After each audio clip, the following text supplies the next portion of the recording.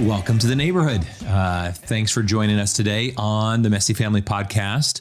We have a really special treat for you today. We do. Yeah, we're kind of mixing it up. And, before we get into what our topic is, I just want to ask you all a favor. We exist to serve moms and dads.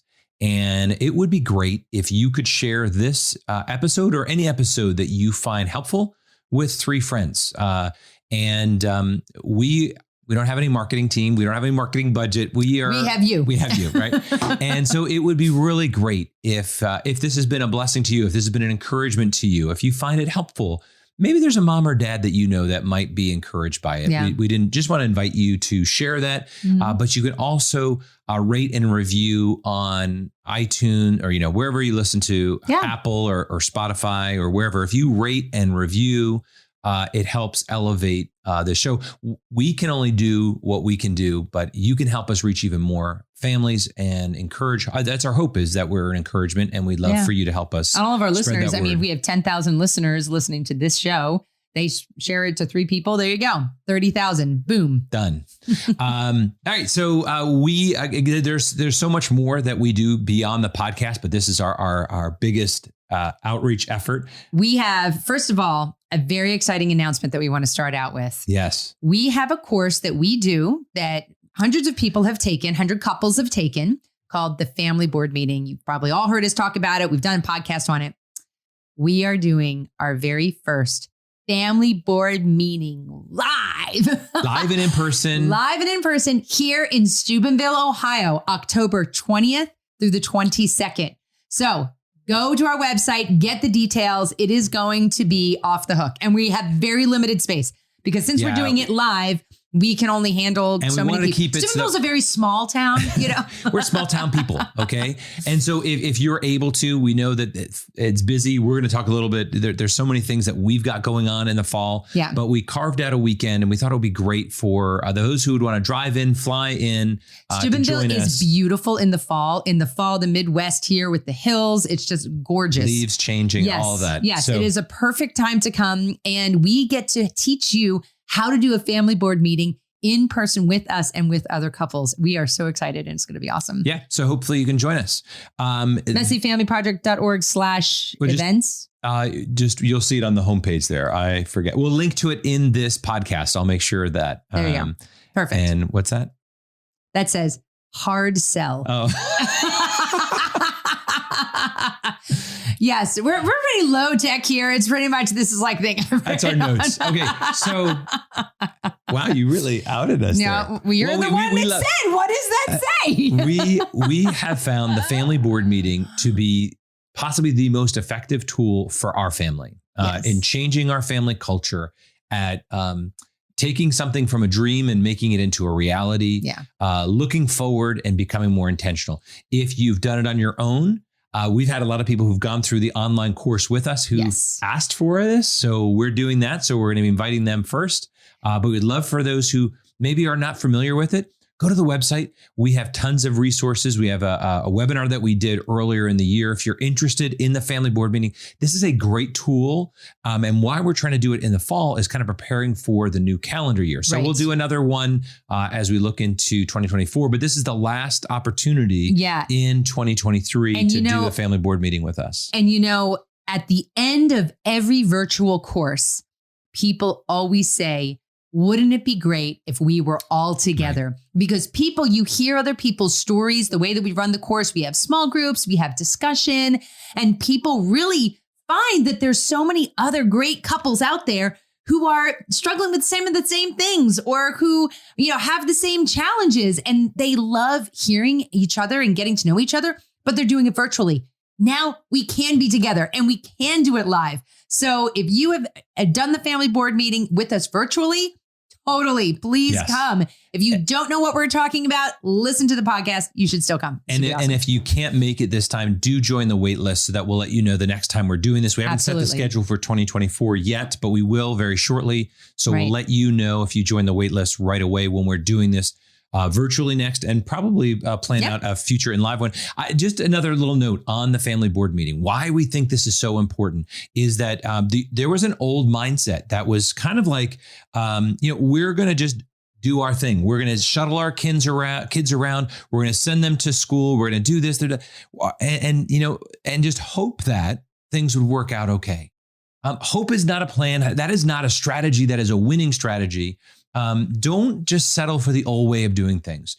Be more intentional. Be more effective as a mom and dad. And the most important work, I would say, in the world today is moms and dads building a family culture, building a family that is meant to weather the challenges of this modern day so that our kids will reap the rewards and that you'll see it in both your grandchildren and your great-grand. I mean, it's hard for you maybe to think beyond today, but take time and do a family board meeting, whether on your own or with us, because it makes everything work.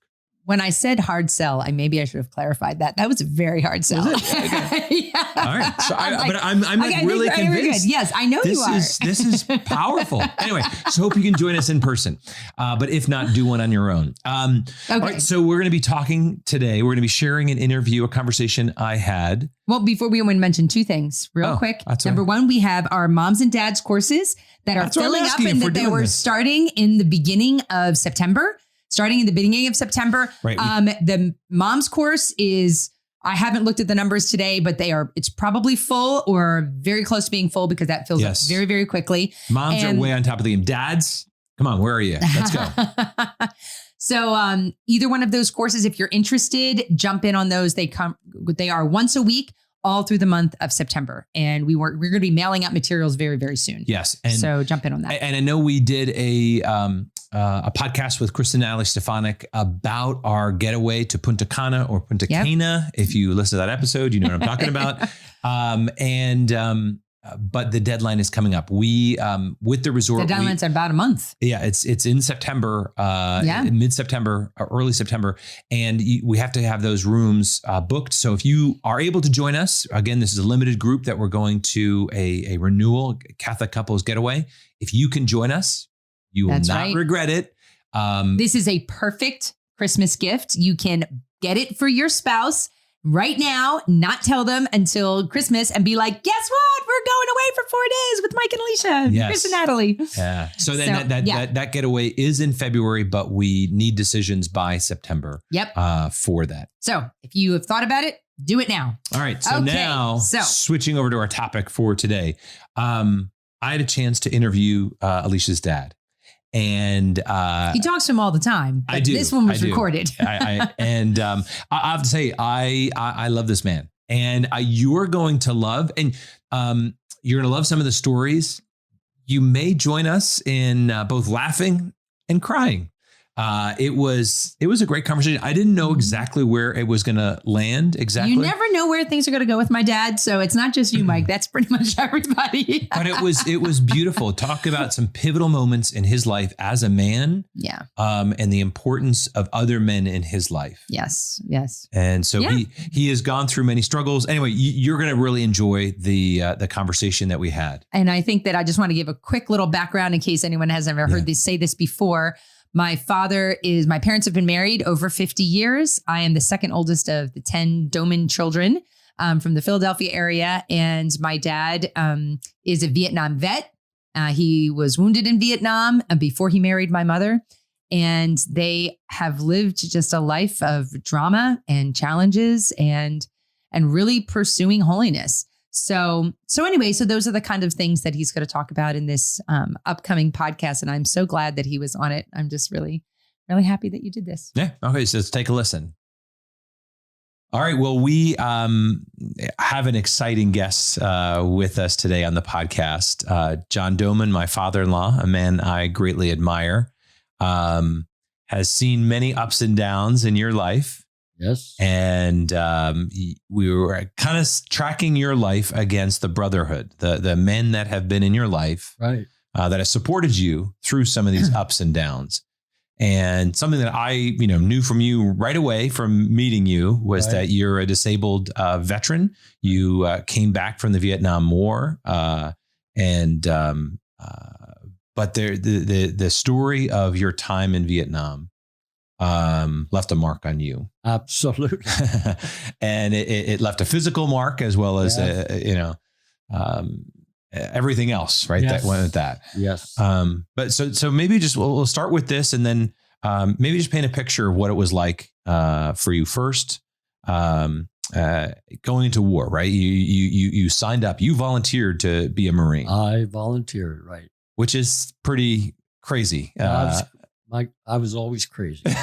Most Marines are crazy. That's right. That's why the enemy fears us. That's right. And but you volunteered. You went into battle, and you ended up becoming an officer, right? You enlisted first, but then you were kind of a battlefield commission of sorts. In some sort ways. of, yeah, not quite that way. But, yeah. And but you were leading your men as a lieutenant, right? And while out on patrol, which was pretty unique, I remember reading a book that kind of went through some of the exploits of your Bill 55. Yeah. By David Adams. Yeah. So it's on Amazon. Yeah, and so tell me a little bit about that experience in the beginning, and then maybe catch me up to a recent interaction, if you will. We'll start with the recent thing. Yeah, all right, go for it. All right, after the internet came to play in the 90s, I guess. Before that time, it was very hard to make contact with people you served with in Viet Nam. It's because you had to go to the library and all that stuff. But after the internet came on, we started to contact each other. And I made contact. The first guy I made contact with was Ed Helm. Right. And he was in my platoon. He volunteered to be the point man in our patrols. Wow. Most dangerous position, right? Front guy. And we were entering an area of booby traps. There were booby traps everywhere. And the Viet Cong were very clever. And they did a good job of wounding a lot of Marines and killing people. But after Ed, we got together, went to his house. We had a reunion. Guys came. Dave Adams came in from California for this. It was a big event for us old guys. And then there was Dave Adams passed away. Ed Helm passed away. Yeah. And recently, another guy passed. I can't think of his name. Forgive me. He passed away just last week. And then most recently, I got an email from an organization called Together We Serve. Okay. TWS.org, I think it is. And the email said, one of your people you serve with is trying to be contacting you and you haven't answered. Well, I only go on there every now and then. Right. He emailed me in October last year, and I never answered him until January after I was poked by the organization. And this guy, his name is Ray Fernandez, and he's from Puerto Rico. Now he's retired there. And he said, I am the young Marine who picked you up after the explosion. I stepped on a booby trap. Lost his leg. Lost my leg. Had many injuries like this and up here. And he said, I picked you up and I carried you to the helicopter, the medevac helicopter. Yeah, because there was a bunch of guys that were trying to carry you at first. Right. There was like 3 guys trying to carry me in. My leg was missing. So anyway. He said, it was a little slippery job there. Slippery. It was in a rice paddy area, and the medevac helicopter was coming down, and they had to get me over to where the helicopter was. And I said, guys, let me do it. I can do it. Now, this guy is only about 5'8", but he was a really tough guy. Yeah. And he carried me over to the helicopter. He said, John, I remember you looking into my face as I carried you over. I was passing in and out. I was losing a lot of blood. Yeah. And he said, as I was carrying you, your leg, which was shredded, came up and hit me on the side of the face because I was trying to run over this rough terrain. And he said, I remember when I put you on the helicopter and the helicopter crew took over, you gave me a thumbs up.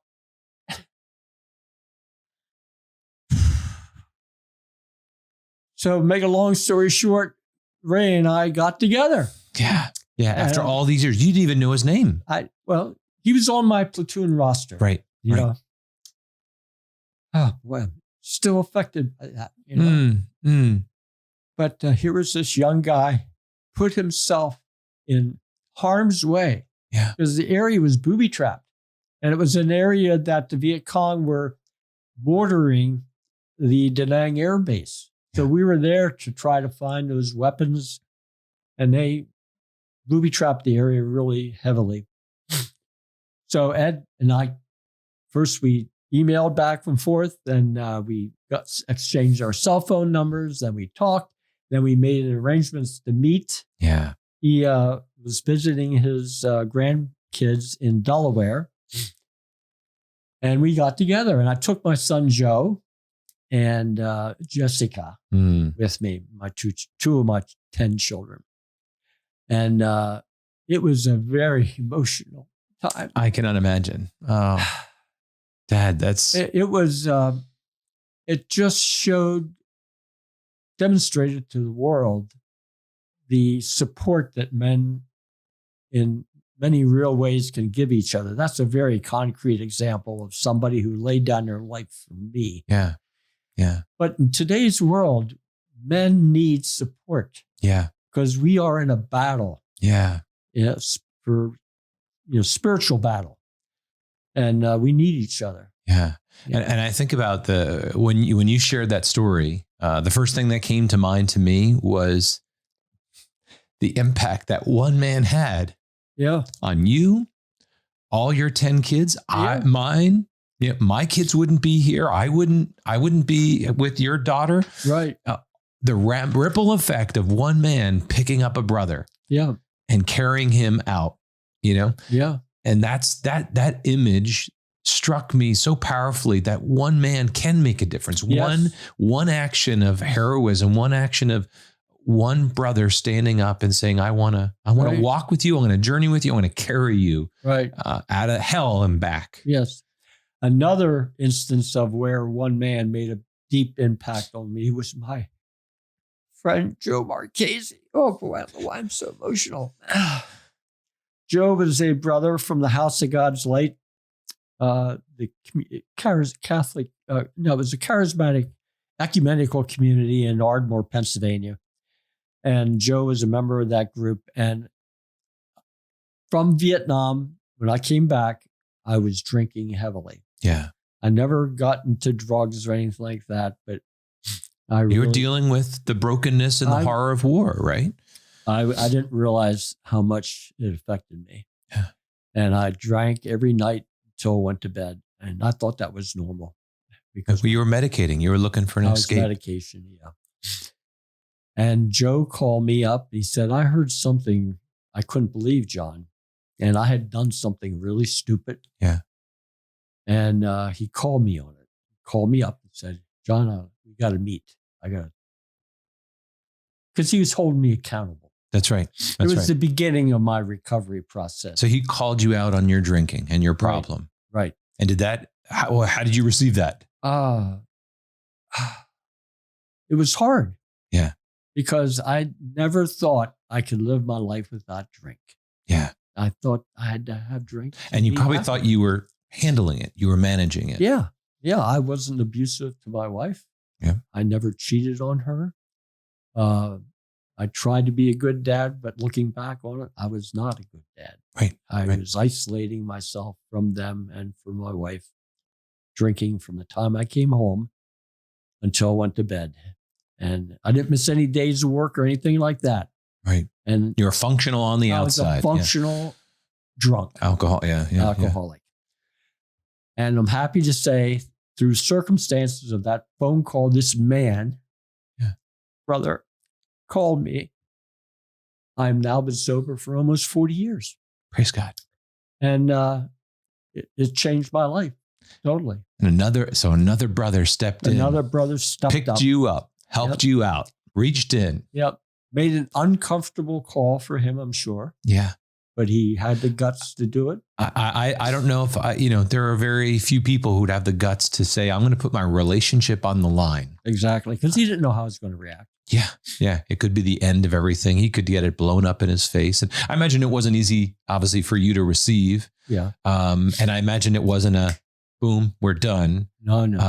But you had already come into a deeper faith, a real relationship with Christ. I did. Yeah. And that probably helped, but it was still. I was born again Catholic. Okay. I gave my heart to Christ as an adult at a Bill Gothard conference, a Bible conference, and back in the 70s. And that changed my life. Yeah. But it didn't stop me from drinking. Yeah. And so I started to tithe. We stopped using birth control. Yeah. We became more submissive to the church's teachings. Yeah. Everything. And it really was a big help. Yeah. To give my heart to Christ. But I wasn't being honest with Christ. And yes. Well, I mean, that's a beautiful example, though, of what the church is supposed to be. You have those moments of conversion. You have, as Catholics, we have this ongoing conversion. We're always converting, right? Never done. But we're never on our own. You had a wife who was with you, but you still needed a brother to step in and call you on your crap and say, you need to look at a change in your life. Yes. And then you've had different men's groups and so forth over the years, but you also ended up with a small group of men called the Kingsmen. The Kingsmen, yes. We started that in our parish a couple years ago. And what I like about the Kingsmen is that you make commitments voluntarily. You just try to be honest as you can. Yeah. And you make a commitment to each other each week. We meet every other week. Mm-hmm. But we make a commitment to become better people. Yeah. To becoming better husbands, to becoming better fathers. And then the next meeting, we confess how we have done. Yeah. Sometimes I say, I really screwed up. Yeah. I didn't. That takes a lot of humility. Yeah. Yeah. But that's what real change. That's where real change comes from. Exactly. Right? Taking an honest assessment of who you are, a sober assessment. Yes. Literally. In my case. My wife drinks. It doesn't bother me, but yes, I don't drink. Yes. Well, when you look at it, what do you think? Why is it so hard for men? Why is it hard for us? There are many men who are just a lone ranger, kind of doing our own thing. Yep. Thinking we're checking the boxes, doing what we need. Pride. Yeah. It's the basis of all sin is our pride, and we got to humble ourselves and say, I was wrong. I made a mistake. And we got to be humble before our wives, before our spouse, and before our children. Yeah. That's one of the things I think saved our family from very serious ramifications from my drinking, is that I had the gift of being able to say, I was wrong. Yeah. I was wrong. I shouldn't have slapped you in the face. I lost my temper, and I ask your forgiveness. Yeah. Son. Yeah. Daughter. And I promise to be better. Yeah. Yeah. And in my relationship with my beautiful Michele, I usually try to be the first one to say, I made a mistake. I'm sorry. Yeah. You told me when we got first married that a real man is the one who says they're sorry first, who apologizes first, seeks forgiveness first. Yes. Yes. You taught me that. Thank you for acknowledging that. This is a good man right here, buddy. Sorry for all the Kleenexes, the show. But it really does come down to that, right? As men, you've worked through the junk from the war that was inside of you, that didn't just blow up your leg. It affected you and who you are. Yeah. It ended up with a time where you had to deal with your alcoholism. Yep. And a brother was there again. Yep. and you have an ongoing relationship with men now. We're never done. And I feel like there's, the more that I look out at our world, I realize that one of the greatest tactics of the enemy is to separate us, to isolate us. Isolation. Whether it be by pride or whether it be, Right. whatever reason, we need each other. Yes. Families need families. Moms need other moms. Dads, Yep. we need brothers. We need a company Yes. of men to walk with on us, on this journey. Yes. When you look at last couple of years, I mean, you're somebody who I and many others look up to and admire, and you have weathered many storms.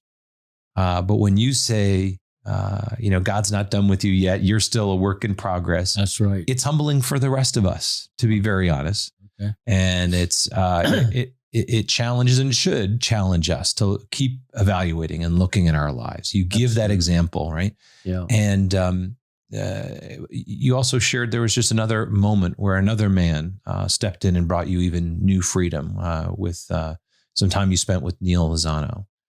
Yes. Neil Lozano, Unbound, House of God's Light, great brother. He's 10 years younger than me. And he has this organization he heads up called Unbound, is a ministry to help people who are oppressed by past sins, by child abuse when they were little guys, or gals. And he prays and I had a session with him where he helped me get through some of the junk I was still carrying. Yeah, This is yeah. like 2-3 years ago. So Yeah, I said, we're never done. Yeah. Yeah. And he just helped me, and the prayer of the Holy Spirit to free me was just very life-changing. Again, Yeah. I'm not done yet. Yeah. Yeah. Yeah. I feel like there's so many times where we think, oh, we've checked the box, we've done it all, or we're doing all the right things. Yeah. And I feel like that the experiences you've had, particularly in this Unbound, is just that freedom that you now experience, that you were still doing the right things. There's still, but there was still stuff that you were stuck in, or that it was just not working right. And I want to say one thing about the Kingsmen group. Yeah. Is that, it's ongoing. Every 2 weeks we get together. And one of the things that comes up with Catholic men is confession. Yeah. The sacrament of confession. And I shared with the men, you talk about unbound. Unbound is good. But when I come out of the confessional and unload my sin, I call it a sin dump. Yes. Sometimes I fall to pornography. Yeah. Because it's everywhere. And when I dump that on the priest, and he, in the place of Jesus, sits in the place of Jesus and says, your sins are forgiven. Yeah. I come out of there with such freedom again. Yeah. It's like Unbound. And I encourage the men in my Kingsmen group to make a commitment to go to confession between now and the next time we're together. Yeah. Yeah. And I share them with my personal story of being free. Yeah. And we are never done. Like, how many times have we said that in this interview? Yeah. So what advice would you give to men? I mean, one of them is go to confession, right? Absolutely. What other advice would you give for a dad? What do they need to do? Pray for humility. Because that gets in the way of so much. Yeah. Unless you're a humble man, you're not a good leader. Yeah. And that's really the big thing. And we all need to confess our sins. Yes. I encourage them to go to confession regularly, to go face to face, get to know the priest, call him up. All the priests, Father Bob and Father Morena in our parish at Visitation in Trooper, Pennsylvania. If I call them up, say, Father, can I come to confession? They never say, "Well, what, can't you wait till Saturday?" They always, "Oh, sure, come over, John." You know, so that's really a gift to be able to know the priest. They get to know you a little bit. They can't get to know you thoroughly because they have too many souls to care for. Yeah, you know, but they have the gift of the priesthood. Yeah. Yeah, that's it. And as we've been talking about, the idea of brotherhood, right? Not just an idea, but it's a lived reality that you have these key moments where men, right, that somebody listening can be that man who picks another brother up and brings him home. Exactly. You know, isn't he good? He's but it's also those times where it's just ongoing, normal, everyday accountability and support, right? Because there are, we all, I've been reading more on the rules of discernment from St. Ignatius, you know, and the consolations and the desolations, you know, the good times, if you will, the times of hope and inspiration, and then the times of darkness and maybe a little bit of despair, right? We all go through these ebb and flow, and we need men, we need brothers to support us, because I the more that I've looked at my life, I realize I can't lean on my wife for everything, you know? Can't. And that's where brothers are really, really helpful. Yeah. I know this is controversial for me to say that. You can't rely on women to give you counsel. Yeah. Yeah. I mean, I'm sorry, but I couldn't imagine confessing to a woman. Yeah, for you. My sins. Yeah, right. You know? Well, and you got the priesthood, right? As you're saying, right? That's instituted by Christ, but then even just brother to brother, you know, that you can say, I can look you square in the eye and be like, I've walked in your shoes. Right. I know where you're going, what you're going through. And, in a way that you shouldn't be burdening your wife with all of that necessarily. Exactly. Not that you keep anything from your wife per se, but it's like, there is a burden that we as men can help each other bear together. Yes. And that's something powerful. Yes. I want to give honor to my father, John Doman, and I'm named after him. He was a good man, and he did the best he could do. Yeah. You know, with his background and upbringing and everything during World War. He was born in 1920, and he went to World War II, served, you know. I just want to honor him. Yeah. He's a good dad. Don't make me cry again, Michael. I'll make myself cry. But he was a man. Yeah. He was a man's man.